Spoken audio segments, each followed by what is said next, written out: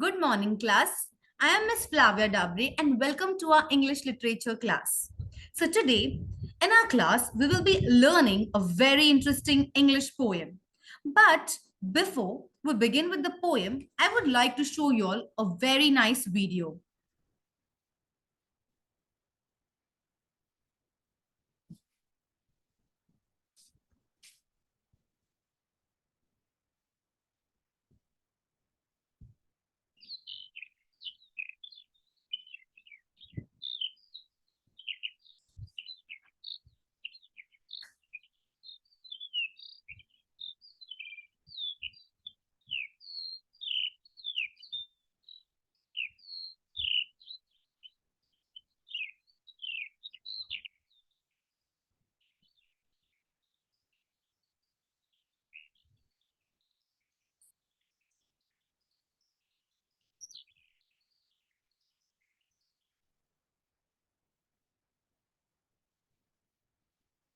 All right. So, in this video, we saw a bird, right, students? Yes, All right. So, now tell me, how did you feel after listening to the bird? the sound was loud and dynamic, and it just caught my attention. Oh, that's correct. And tell me, how was the pitch of the bird in the video? The pitch was high. All right. And then tell me, the bird's pitch was high, the voice was loud and dynamic.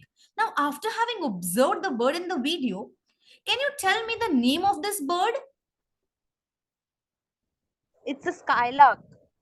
Absolutely correct. It's a skylark. So, students, let us learn a poem by P.B. Shelley, who has wonderfully glorified and romanticized the bird skylark in his poem titled To a Skylark.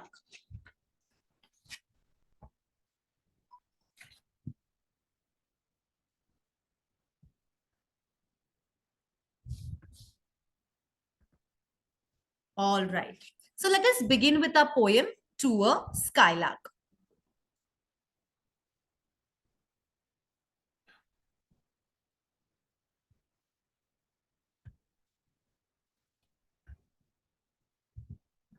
So, before we dwell deeper into the understanding of our poem, let us first, know who has written this poem, and let us know about the background of this poem. Who was Percy by Shelley? Who was this poet P.B. Shelley, and why is this poem so popular? Or what, who is this? I mean, when we learn about this poet, and when we come to know, when we learn the information of this poet P.B. Shelley, we can understand why P.B. Shelley has written the poem in such a manner, for the way he has written. All right.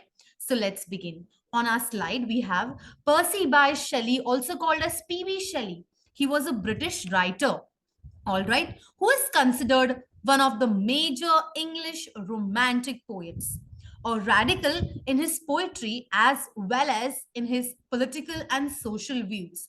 Shelley did not achieve fame during his lifetime, but recognition of his achievements in poetry grew steadily following his death. The poem To a Skylark was inspired by Shelley's evening walk in the country near Livorno, Italy, with his wife Mary Shelley, and describes the appearance and song of a skylark they come upon. All right, so there are these poets. We have, these classical poets or these poets belonging to romantic era. And Percy Bysshe Shelley is one among them. And Percy Bysshe Shelley is known for his romantic writings. So first, let us understand what is romantic style of writing, students. So romantic style of writing is basically a writing wherein a poet appreciates a lot of things that he sees. There is a lot of, these kind of poets move away from individualism and rationalism. However, they start focusing upon glorifying the beauty of nature and glorifying every instances they come, or they encounter in their lives. So be it a bird, be it their encounter with the nature, be it a small little flower or anything, these poets find beauty in anything, and they find beauty in anything That means they glorify, they appreciate every little thing that they encounter. So PB Shelley has also glorified this little bird Skylark. We might have heard about this little bird Skylark, but see how PB Shelley has worked here. PB Shelley has literally glorified this bird Skylark. So today in our class, let us dwell and see how PB Shelley has appreciated the bird Skylark in his poem titled To a Skylark.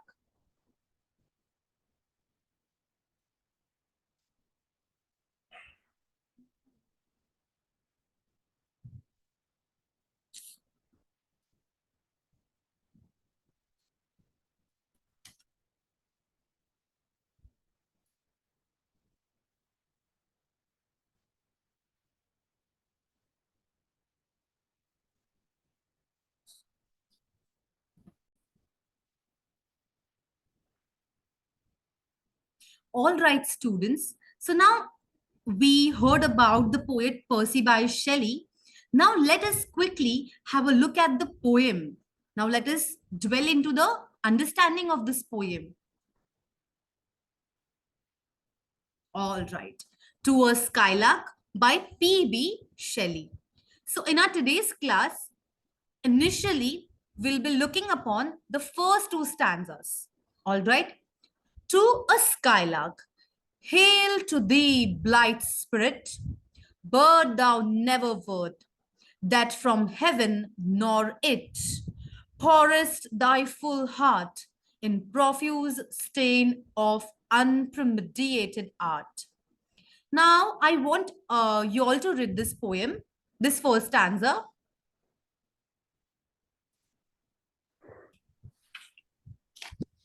Ma'am, should I read? Yes, yes, go ahead. Hail to thee, blithe spirit, bird thou never wert, It's blithe spirit. blithe spirit, bird thou never wert, that from heaven or near it pourest thy full heart in profuse trains of unpremeditated art. Very good. Now that we read the first stanza, pick a word which means to welcome, salute, or greet someone enthusiastically. The word is hail. Very good. Coming on to the next question. Who has the poet regarded as a soul from heaven? The poet regards the skylark as a soul from heaven. Very good. Tell me, why has the poet praised Skylark as a joyous spirit? The poet praises the skylark as a joyous spirit because it sings joyously and continuously. Very good. Pick a word which means to give or produce in great quantity. Abundance. The word is abundance. You have to answer in a complete sentence. The word is abundance. Correct. And how does the skylark pour its emotions? The skylark pours its emotions in a profuse strain according to the poet. Correct. And what is considered as an art by the poet? The poet considers singing as an art. Very correct. And why has the poet considered Skylark's song or singing of the Skylark as an art? The poet considers the skylark's song as an art because it flows effortlessly and beautifully like a skilled artist's creation. Absolutely correct. That was a wonderful answer. All right, students. So, as you all said, here the speaker or the poet opens up with a salutation in the very first line of the stanza, expressing a sense of reverence and admiration for the skylark. The use of hail to thee, blithe spirit, gives the bird a mythical and celebratory quality.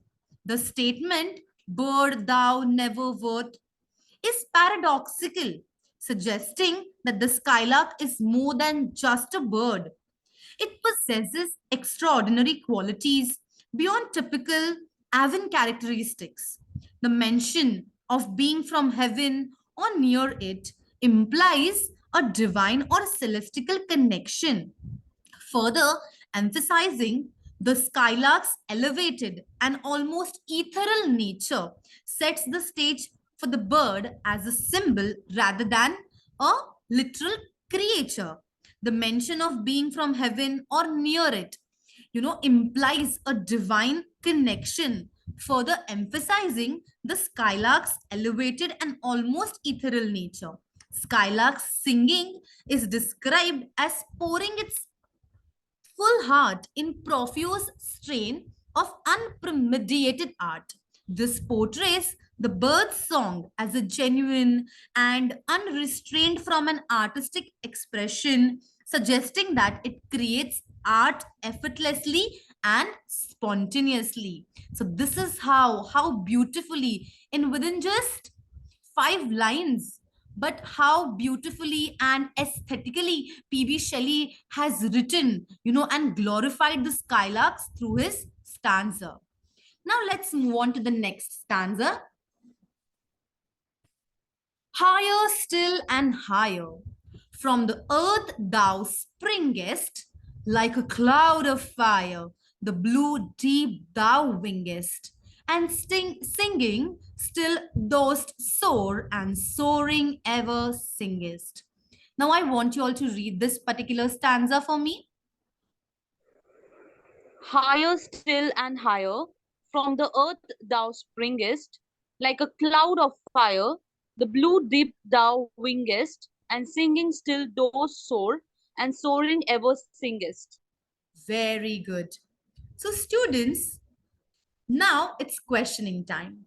All right, look at this stanza carefully and tell me, what is the skylark being compared to in this stanza?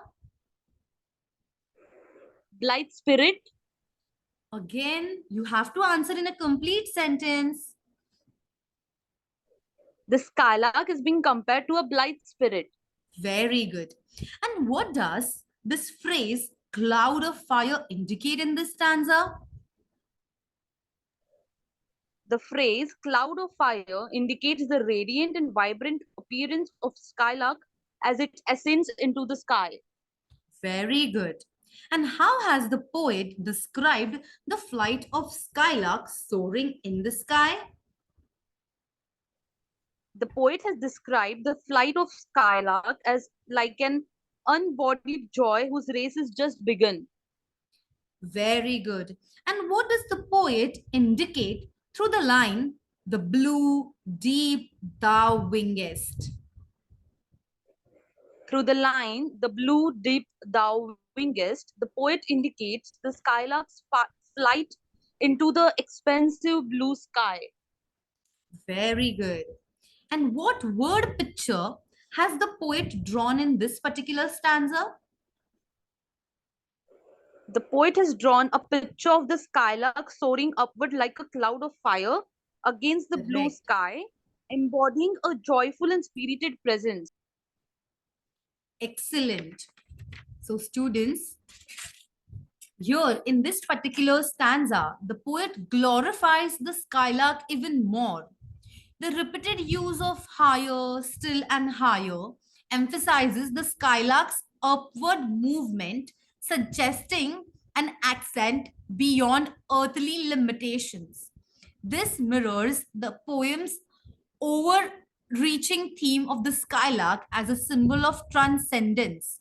Describing the skylark's flight like a cloud of fire adds a vivid and dynamic quality to the imagery. The metaphor of fire conveys not only brightness and intensity, but also a sense of ethereality, linking the bird's flight to a celestial and transformative experience. The seamless connection between singing and soaring reinforces the idea that the skylark's song is not bound by its physical movements. The bird's ability to sing while in flight enhances its symbolical role as a source of continuous and unbridled inspiration. The skylark's movement through the blue deep of the sky connects it to the natural world. This harmonious interaction with nature contribute to the bird's portrayal as a creature that embodies the beauty and serenity found in the elements. So, as I earlier mentioned to you all, while introducing you all to the poet P.B. Shelley, you might have heard about him, but this is his distinct style of writing that makes him unique. And that is how romanticize, that is why such kind of poems are called as romantic poems. Romantic means romanticizing, glorifying each and every element that you encounter. And P.B. Shelley was a nature's poet, so he every element that he found in nature was glorified and romanticized. Before romanticism, there was a period when industrial revolution took place, when world wars occurred, and all these had a huge hampering upon the natural world. However, human beings were harmed in this process, even the natural world was harmed. So here these poets are trying to find every element in the nature and trying to create extract beauty out of them, so that human beings understand the value of this. However, this skylark is a mere bird, but for PB Shelley, it is not just a bird, it is beyond that. All right, so we as human beings should take this thing from PB Shelley, that every element or everything that we encounter in our life, we should respect it, and we should always see beauty in ourselves as well as in others. All right, students. So in our today's class, we looked upon these two particular stanzas. So I want to see how much you all have understood in this, from this poem, from these two stanzas.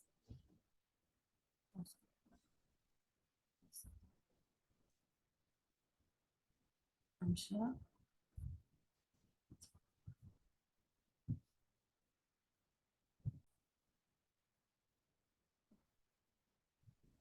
All right. So it's a evaluation time, and I have a nice quiz for you all. Let's begin with it.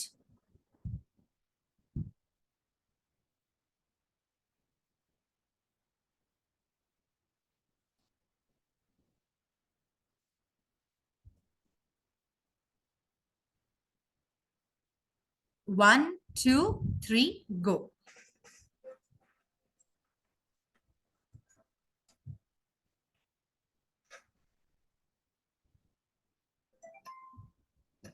What term does the speaker use to address the skylark?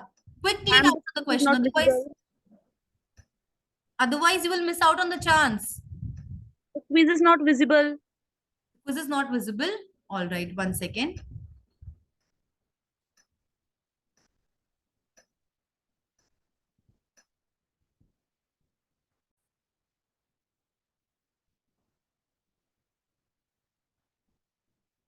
All right, we will begin with the quiz. Is the quiz visible?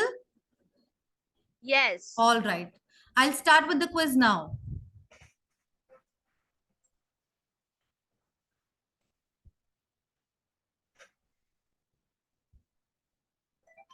What term does the speaker use to address the skylark? You have to be quick in your answer.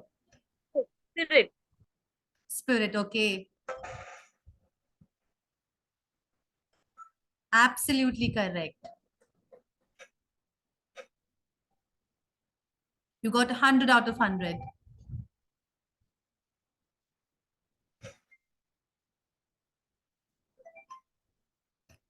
According to the speaker, where does the skylark pour its full heart from? Heaven or near it. Okay. That was quick.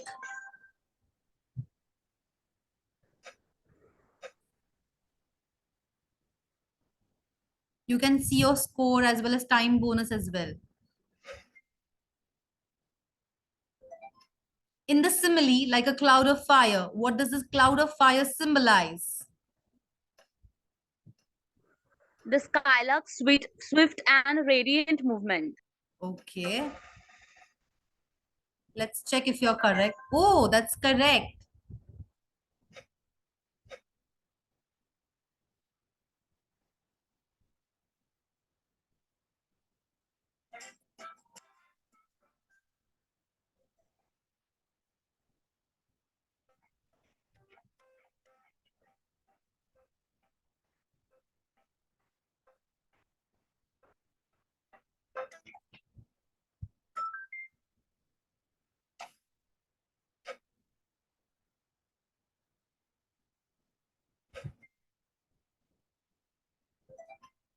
According to the stanza, what does the skylark continue to do while soaring? Sing. All right.